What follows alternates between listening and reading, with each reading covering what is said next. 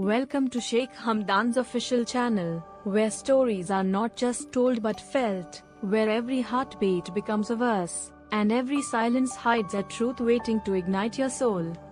Today, you are stepping into a tale that few ever dared to speak aloud, an untold chapter from the prince's emotional universe. A chapter about the one woman who walked away from him, without ever looking back. She entered his life like a whisper the world couldn't hear, a woman with eyes that held entire sunsets and a presence that silenced even the loudest rooms. She was not dazzled by his titles, nor moved by the shimmering weight of royalty. Instead, she saw the man behind the name Fazza, the poet behind the prince, the soul behind the legacy. And for the first time in years, he felt seen not by a nation, but by a single heart. Their connection was not loud, it was quiet, like two soft rivers meeting in the night. She didn't ask for gifts, promises, or palaces. She only asked for truth, and in return, she gave him the kind of peace he never found in marble halls. Those around him noticed a change in his stride, a warmth in his voice, a softness in his eyes that only she could summon. But the world outside their silent story had no idea how deeply she had woven herself into the fabric of his being. Yet the very thing that connected them, honesty, became the force that tore them apart. She feared the world he lived in, feared the shadows of expectations, traditions, and duties that constantly towered over him. She loved him, but she refused to sacrifice her identity to survive inside a life she never wanted.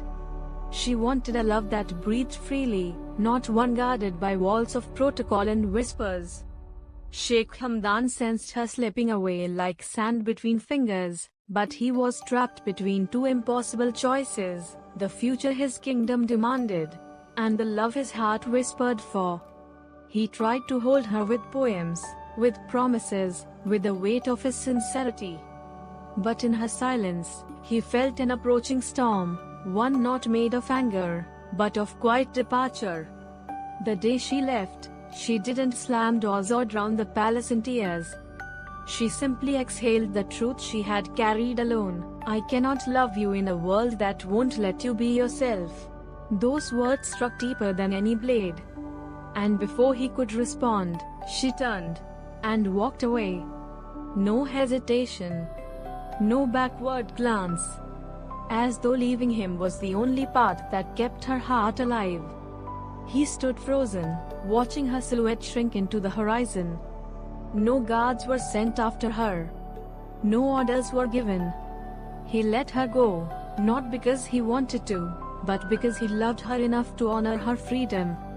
That was the moment he realized that royalty can command everything, except the movement of a departing heart.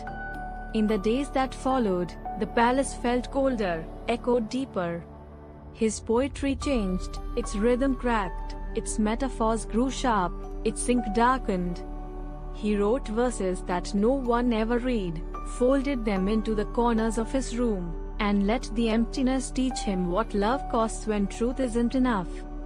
Rumors swirled outside the palace gates. Some claimed he had pushed her away, others believed she vanished for reasons no one would understand.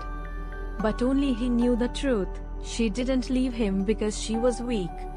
She left because she was strong enough to walk away from a love that could not survive inside a cage of expectations. Nights became the hardest.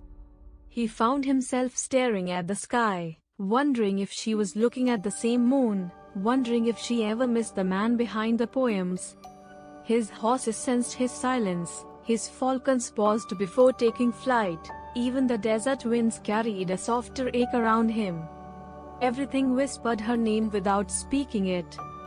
Weeks turned into months, but the memory of her steps, calm, steady, unshaken, haunted him. Not because she rejected him, but because she carried dignity in a way that humbled even a prince. She didn't leave to punish him.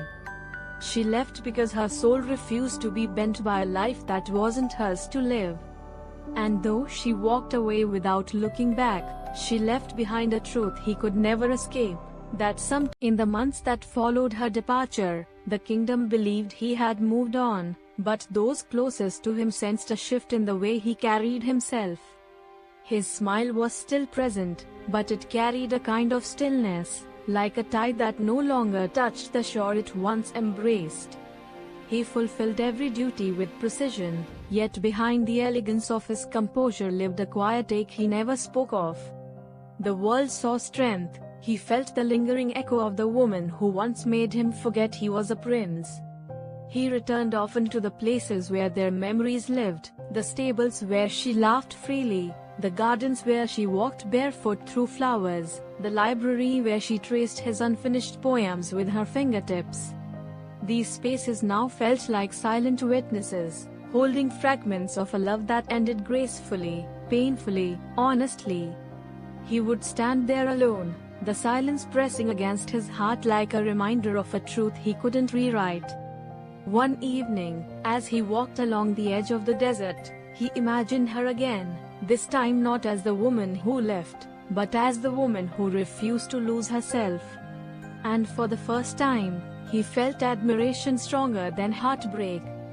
Her departure had not weakened him, it had sharpened him, stripped him of illusions, forced him to confront the parts of himself he had long hidden behind responsibility.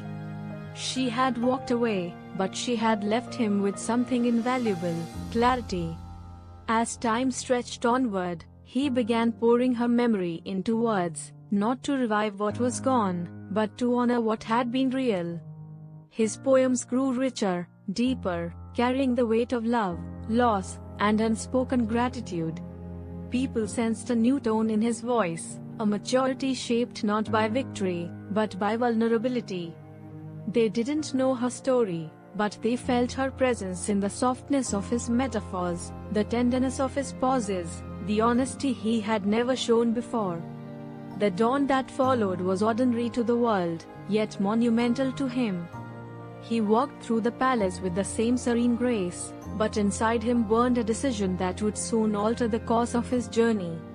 This was not the end of the secret, this was the beginning of a transformation the kingdom was not ready to face. That touch alone sealed a pact that no document, no witness, and no signature could ever match. It was an unspoken promise that change was coming, and the world would feel its ripple without ever knowing where it began. The visitor slipped out through the hidden passage, disappearing into the dark halls like a ghost. The guards would never know, the advisors would never guess, and the world would never suspect. As the heavy door closed behind them,